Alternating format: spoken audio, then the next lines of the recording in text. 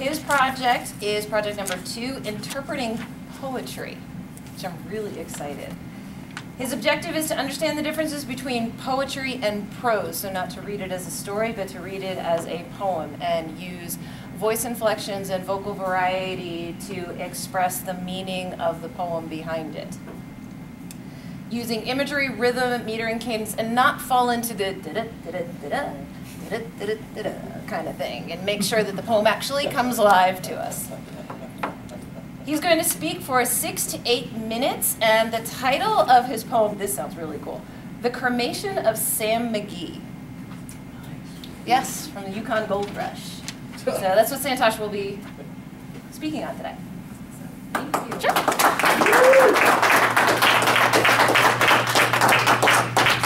Santosh wanted me to give you a little bit of background about his poem so that you understand a little bit about what's going on. So I'll read just a little bit here and then I'll introduce him. The Cremation of Sam McGee is among the most famous of Robert W. Service's poems. It concerns the cremation of a prospector who freezes to death near Lake Lebarge in Yukon, Canada, as told by the man who cremates him. The night prior to the death of the title character, who hails from the fictional town of Plumtree, Tennessee, the narrator realizes that a pal's last need is a thing to heed, and swears to McGee that he will not fail to cremate him. After McGee dies the following day, the narrator winds up hauling the body clear to the marge, the shore or edge of Lake Lebarge, before he finds a way to perform the promised cremation. With that, I am pleased to introduce Santosh Gopasana, The Cremation of Sam McGee, The Cremation of Sam McGee, Santosh Gopasana.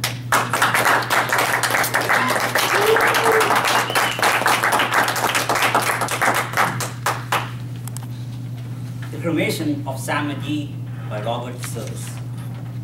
There are strange things done in the midnight sun by the men who moil for gold. The Arctic trails have their secret tales that would make your blood run cold. The northern lights have seen strange sights, but the strangest they ever did see was that night on the marge of Lake Lebarge. I cremated Sam McGee. Now, Sam McGee was from Tennessee, where the cotton blooms and blows. Why he left his home to roam around the pole, God only knows. It was always cold, but the land of gold seemed to hold him like a spell. Though he would often say, in his homely way, he would sooner live in hell. On a Christmas day, we were mushing our way over the Dawson Trail. Talk of your cold, through the parka's fold, it stabbed like a driven nail. If our eyes we would close, then the lashes froze till sometimes we couldn't see. It wasn't much fun, but the only one to whimper was Sam McGee. And that very night, as we lay packed tight in our robes beneath the snow, and the dogs were fed, and the stars overhead were dancing heel and toe, he turned to me and, "Cap," says he, "I'll cash in this trick, I guess. And if I do, and I'm asking that you won't refuse my last request."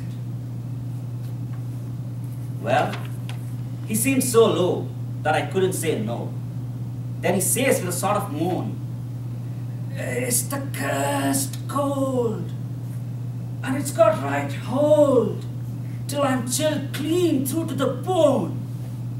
Yet it ain't being dead, it's my awful dread of the icy grave that pains. So, I want you to swear that, foul or fair, you'll cremate my last remains." A pal's last need is a thing to heed, so I swore I would not fail. And we started on at the streak of dawn But God, he looked ghastly pale. He crouched on the sleigh and he raved all day of his home in Tennessee. And before nightfall, a corpse was all that was left of Sam McGee.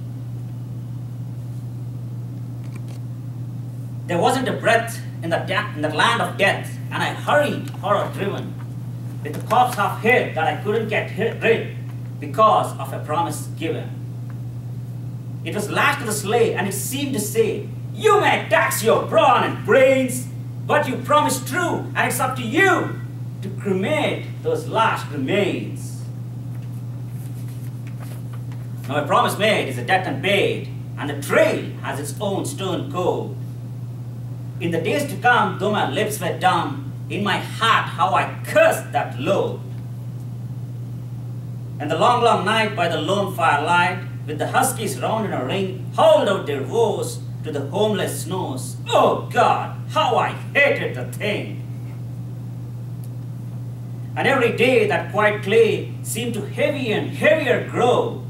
And on I went though the dogs were spent and the grub was getting low. The trail was bad and I felt half mad, but I swore I would not give in. And I would often sing to the hateful thing, and it hearkened with a grin. Till I came to the march of Lake Lebarge, and a derelict there lay. It was jammed in the ice, but I saw in a trice, it was called the Alice May. And I looked at it, and I thought a bit, and I looked at my frozen chum. Then, "Here," said I with a sudden cry, "is my crematorium." Some planks I tore from the cabin floor, and I lit the boiler fire. Some coal I found that was lying around, and I heaped the fuel higher. The flames just soared, and the furnace roared. Such a blaze you seldom see. And I burrowed a hole in the glowing coal, and I stuffed in Sam McGee. Then I made a hike, for I didn't like to hear him sizzle so.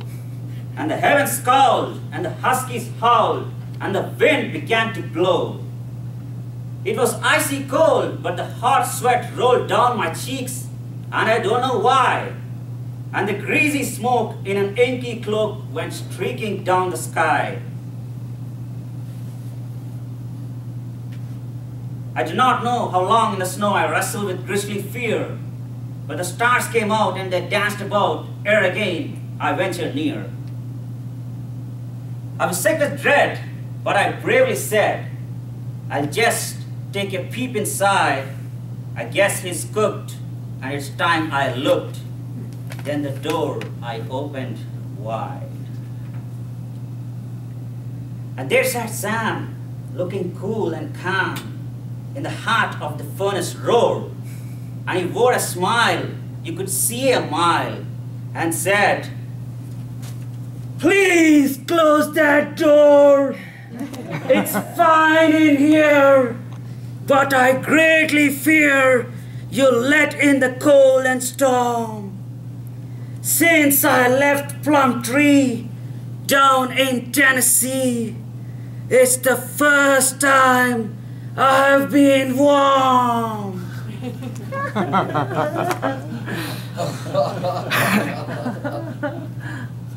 There are strange things done in the midnight sun by the men who moil for gold. The Arctic trails have their secret tales that would make your blood run cold. The northern lights have seen strange sights, but the strangest they ever did see was that night on the march of Lake Lebarge. I cremated Sam McGee.